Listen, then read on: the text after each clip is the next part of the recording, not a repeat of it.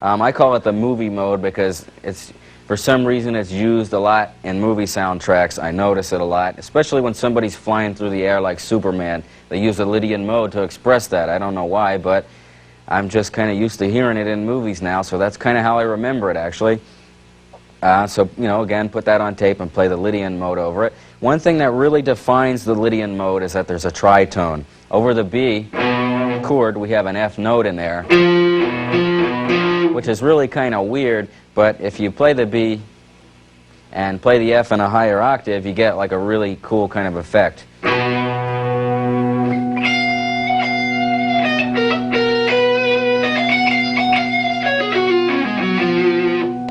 That's one thing that really defines the tonality of a Lydian mode. It kind of sounds a little weird just playing it over one note like this, but I think if you experiment with it and play it in some of your chord progressions, you'll find it's a real interesting mode. It's one of my very favorite ones. Okay, so our next thing we're going to do is build a Mixolydian mode, a B Mixolydian, because Mixolydian is the next in line. So we know that Mixolydian is a major chord, so it's going to be B major. And we also know that the Mixolydian mode is the fifth step of a major scale, or we know that Aeolian follows Mixolydian. So if somebody said, "Hey Vin, let's jam and be Mixolydian," how I would know where I was at is I would relate it to the Aeolian mode, which is right after it. So I would quite simply look at the neck, play the B chord, move it up a whole step to the Aeolian mode, which is a C-sharp minor chord. So I would know that I was basically in the key of C-sharp minor, or E major would be the relative major, and I'd just be starting from the B note. So put that on tape and play the C-sharp minor scale starting with B, and you'll get the Mixolydian tonality.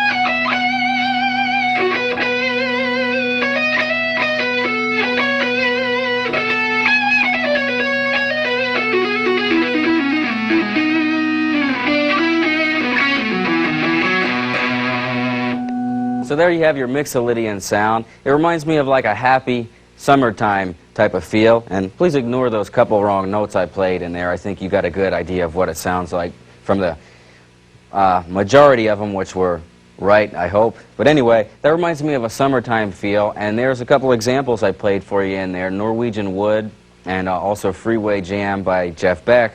So again, I told you to try to visualize something to remind you of the mode. You can even, remember songs, and, the Norwegian Wood is a really strong type of tonality. You can remember that very easily. So if you have trouble remembering Mixolydian, you can think of that, and it'll give you a feel for what it's all about. Okay, so our next mode is Aeolian. We're going to build B Aeolian.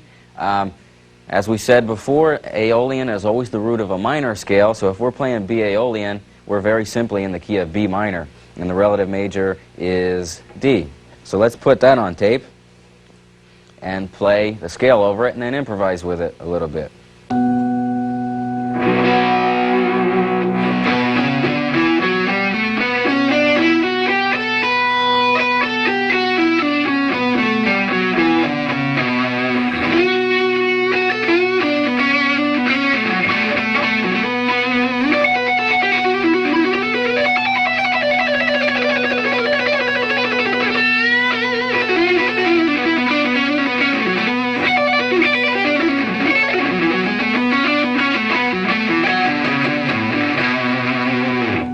Alright, so there's B Aeolian. That's one of the most common modes, Aeolian and Ionian, because they're just basic major and minor scales.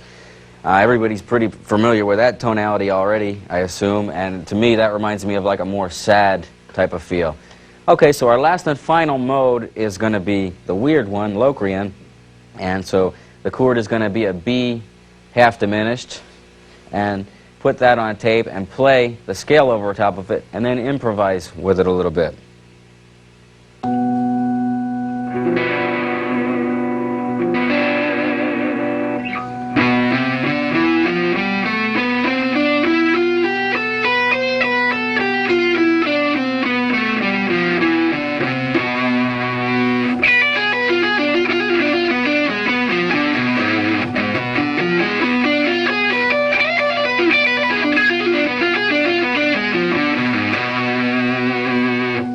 So there's what a B Locrian sounds like. I told you it was pretty weird. And by the way, how we find out what key we're in right there is I would relate it to the Aeolian mode, which is right before it, so I would know if we were playing B Locrian that we were in the key of A minor, or also the major scale is right next to it too, the Ionian. So we could say it's either the 7th step from a major scale or it's the 2nd step from a minor, but it'd be easier just to compare it to the minor scale and know which is right next to it and play in A minor, and just start from the B note over the B chord. To me, that's the most difficult lick to play over. It's a little too weird for me. I'm not real comfortable with it, but the best way to do it, or what I normally do, is just to play a bunch of diminished triads over top of it.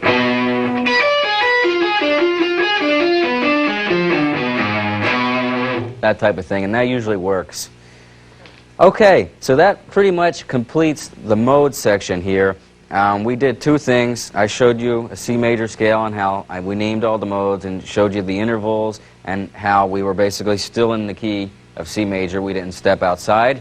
And then we built every mode over a B note, and by that you could really hear the difference in the tonality of all the modes. So I recommend putting these on tape like I showed you and practicing them a lot and really getting familiar with the sound of each mode. You can take each mode and spend a day with it, experimenting with it, and this just opens up new doors, and there's new things to work with. Who wants to play in Aeolian or Ionian all the time? That gets boring. The more tonalities you know, the more you can express in your songwriting and also your soloing. So I think modes are something that are very important, and they get overlooked a lot. People don't want to learn them, and I think basically it's because the way they're taught is so confusing.